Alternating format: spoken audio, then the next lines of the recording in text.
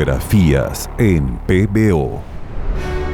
José Manuel González de Prada y Álvarez de Ulloa, más conocido como Manuel González Prada, nació en Lima el 5 de enero de 1844, bautizado el 8 de enero en la iglesia de San Sebastián.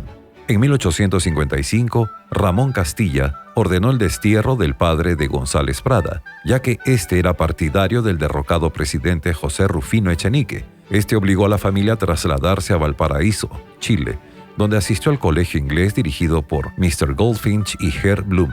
Al regresar al Perú en 1857, su padre lo inscribió en el seminario de Santo Toribio, que abandonó para inscribirse en el convictorio de San Carlos, donde inició estudios de Derecho y Humanidades, los cuales no llegó a terminar. En el diario El Comercio fue publicada su primera letrilla, con fecha del 18 de septiembre de 1867, y eliminó la partícula nobiliaria de su apellido. Desde entonces, González Prada, y ya no González de Prada, como era su apellido original. En 1871 se instaló en Tutume la hacienda propiedad de su familia, situada en Mala. De amplia y profunda cultura, dejó una biblioteca de 3.000 volúmenes cuidadosamente leídos. Durante 8 años, revivió recluido en su hacienda de Mala, dedicado a los trabajos del campo y a las investigaciones químicas para fabricar almidón industrial a base de yuca. Simultáneamente empezó a colaborar muy activamente en algunos diarios y revistas de Lima, como por ejemplo El Comercio, diario del que fue expulsado. Durante la guerra contra Chile, fue uno de los promotores de la creación del Ejército de Reserva, conformado por civiles para la defensa de la capital peruana. Durante la batalla de Miraflores, fue segundo jefe del reducto del Cerro del Pino. Solo 4 regresaron a Lima, abriéndose paso a golpe de bayoneta: el capitán de navío Hipólito Cáceres, el excombatiente del Huáscar Manuel Elías von Mason, Eduardo Lavergne y el mismo González Prada, el 15 de enero de 1881. Al producirse la invasión de Lima por tropas chilenas, se recluyó en su casa en señal de protesta durante todo el tiempo que duró dicha ocupación. Su casa se hallaba frente al convento e iglesia de la Merced. Retirados los invasores tras el Tratado de Ancón, González Prada reinició su labor de periodista. En 1885 publicó sus artículos Grau, notable semblanza del héroe de Angamos, y Hugo, en ocasión de la muerte del célebre literato francés Víctor Hugo.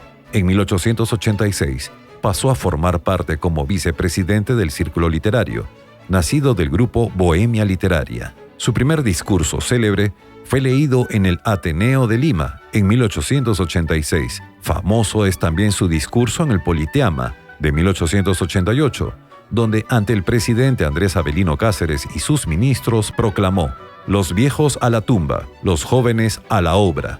Cabe señalar que todos estos discursos no eran pronunciados por el mismo González Prada, sino por otras personas, ya que él tenía la voz de tiple y que, de haberlos pronunciado, les hubiera quitado a sus palabras toda la fuerza de su protesta. El gobierno de Remigio Morales Bermúdez quiso ofrecerle un puesto muy rentado para así poder acallarlo, pero González Prada respondió que no se alquilaba. En París apareció también la primera edición de su libro Páginas Libres. Al volver a Lima en 1898, empezó a divulgar las ideas anarquistas que había descubierto en Barcelona. En 1901 publicó su primer libro de poesía, Minúsculas, en una edición doméstica de solo 100 ejemplares. En 1908 publicó en Lima su libro Horas de Lucha y en el 11 su segundo libro de poesías, Exóticas. En 1912 asumió la dirección de la Biblioteca Nacional. Al producirse el golpe de Estado de febrero de 1914, se instaló el gobierno presidido por el coronel Óscar R. Benavides.